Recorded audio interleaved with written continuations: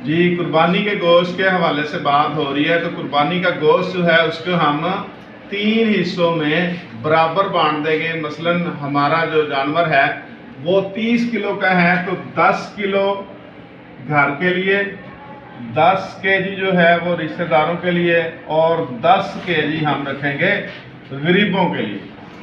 तो सबसे पहला जो हिस्सा है वो घर वालों के लिए है। अब अमूमन ये होता है कि हम रान या कोई अच्छा हिस्सा जो है वो पहले से ही साइड पे कर लेते हैं, तो ये तरीकाकार हमारा ठीक नहीं है।